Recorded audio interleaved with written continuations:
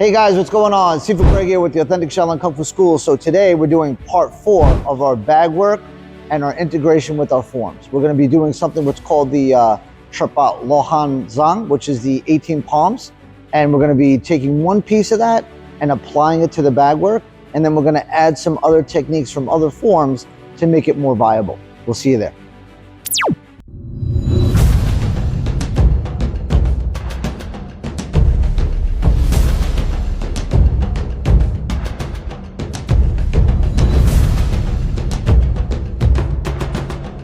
Hey guys, before we go any further, make sure that you hit that like button and smash with the elbow, smash with the fist, with the knee, whatever you got to do to that subscribe button.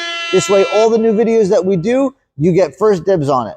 Hey guys, so today we're going to be working on the 18 palms, right? So we're going to be able to do the 18 palms and be able to break it down as much as we can.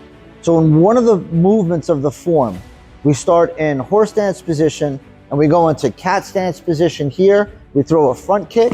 We come over the top, we come down into our horse right here. And we're gonna take that.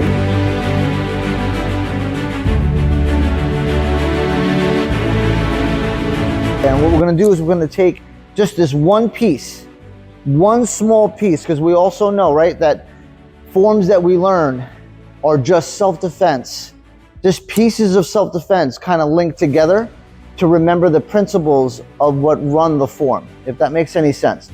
If you guys have any questions about what I'm talking about, if there's any questions about what I'm doing, definitely leave comments down in the links below.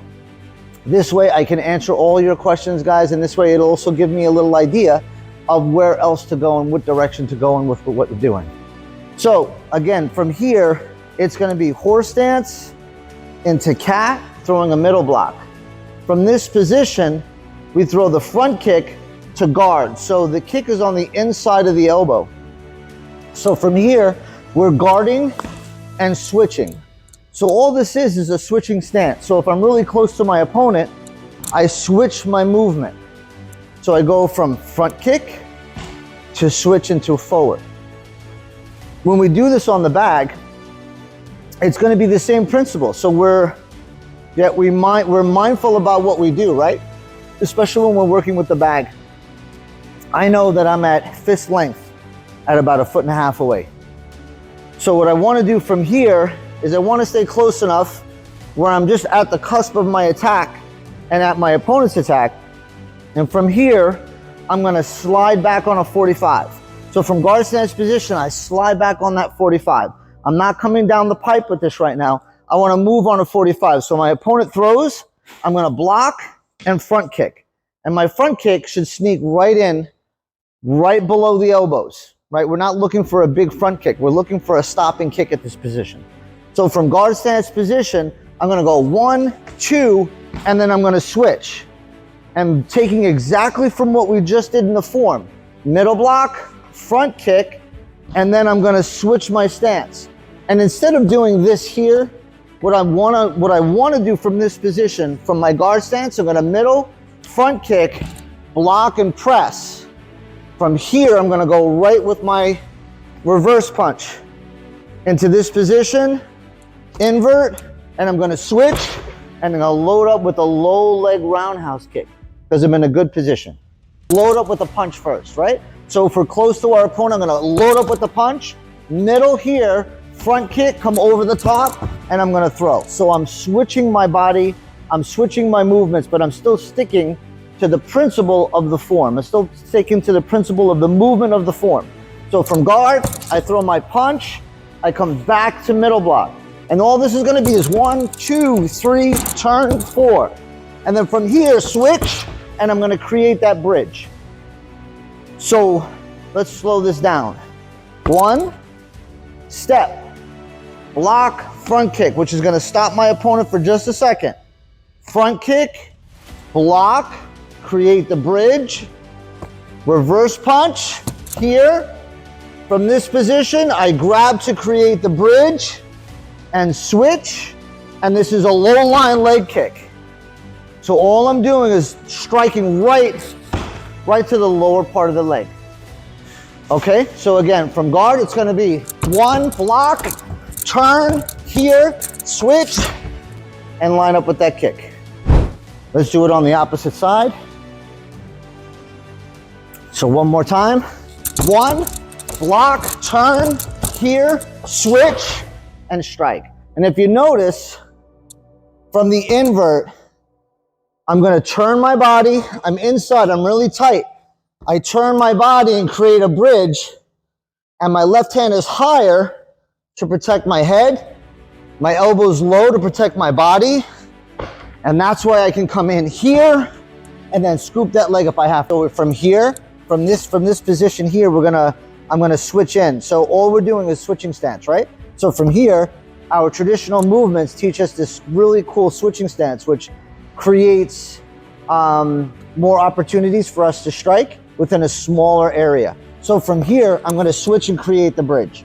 So again, from this position, if we decide to throw an invert here, just for a quick stun, after we came over, throw 1, 2, and then from here, immediately grab. So I'm gonna create the bridge, I'm gonna switch, and this hand, my left hand up top, is gonna protect the head, and then I'm gonna use my elbow down here to protect the lower part of my body. So it's gonna be 1 here, switch 2 here, and then that gives me a low line kick. From this position, low line, switch, and then we can low line and come out. All right, we could also go low line, switch, and then stick that front kick in. All right, so we can add to this whatever style that you guys are using. This should all work together with it. But all we're doing right now is putting the puzzle pieces together. The majority of the people out there that are doing Kung Fu don't do bag work. They don't spar, unfortunately, and it creates a disconnection from forms and function. But when you break stuff apart, you can see the viability in the forms. Forms are not for everybody. But again, as we're talking, if you're sitting there and you're hitting a bag and you're going 1, 2, 3, 4, and you pivot, and you come in 5, and you do that over and over again, that's a form. You're taking techniques and repeating techniques, that's a form.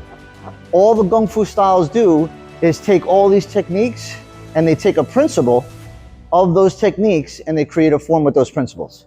Then they have another form that teaches different viable principles and everything else. But if you're just doing form and you're not breaking it apart, it's good for health benefits, but as far as being able to utilize and pressure test and use it, it's not gonna work. You can't do a form without pressure testing and utilizing the material. So that's one thing I definitely want to get out of the way. So again, right from the beginning again, right from guard stance, right? So we're gonna maybe palm and reverse punch just to get ourselves close enough to our opponent to do the technique. So palm, reverse, middle, here, come over, switch, and then switch again and apply that front kick. All right, one more time, here, sorry. One more time, here, sorry again. One more time, here, middle, turn, press, and then switch again and stick that front kick. All right, so as we're doing this, if you notice, I'm constantly switching. I'm switching from righty, switching again, and utilizing the rear leg, or if this position here, I'm fighting southpaw, here I'm switching back to righty, and I'm moving around the bag. So it's important that even though we have a stationary bag, we want to constantly move around the bag to give that impression that our opponent is constantly moving, and we need to constantly move as well. So a lot of the times people ask questions, why switch so much, right? So in all of our forms, in all of our traditional Kung Fu forms, even traditional karate forms, you're always switching. In every form that you do, you're always switching. Whether it's an H pattern form or roads back and forth, you're switching from right and left. But most of the time when people spar or people fight, they're always fighting on one side. Now, if you're fighting on one side and you're fighting your opponent, he has an idea, you're either fighting southpaw or you're gonna be fighting righty, one or the other, right? But now if you're switching stances, what you're doing is you're creating more volume and more opportunity. I say it all the time, more volume and more opportunity in a small space.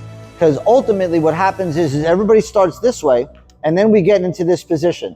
Now, if you're used to just being righty, then most of the drills that you're gonna be doing, you wanna get power from the knee, from the back leg, or if you wanna sweep, you're gonna end up sweeping this way. And you very rarely set up a sweep on the opposite side.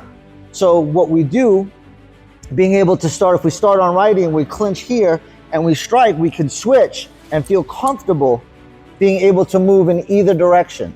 If I strike here and switch here and come in here and low, I'm constantly switching my ability to confuse my opponent, and I feel comfortable. So why be half a fighter, right? Let's be a whole fighter. Let's be able to fight on both sides. So being able to be here in this clinch work here and then switch again and come in here can easily be done. That if we're in this position and we bridge and we low line kick and now I sweep and come into my opponent and we do a sway jiao technique and I sweep my opponent, I can switch from righty to lefty. And that's what we want to do. We want to be able to be viable that way. So we have a drill that we can do that just takes exactly what we did. Reverse punch, middle, front, come over the top, switch, low line. From this position, we switch, low line, reverse punch, middle, front kick, over the top, here, switch again,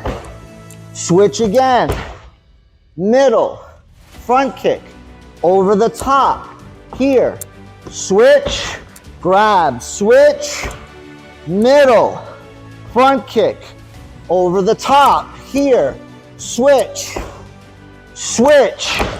and we go back to guard. And this way you can take that drill and you can work that drill over and over and over again. Technically a form, right? Because we're working a drill over and over and over again and doing it to become better at our movement, spacing, timing, speed, and power. So you're taking all that techniques, putting it all together, and just working that one drill. I hope this helped, guys.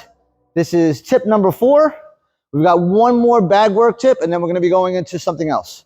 But I hope you guys have a better understanding of form and function, and understanding that forms are not useless.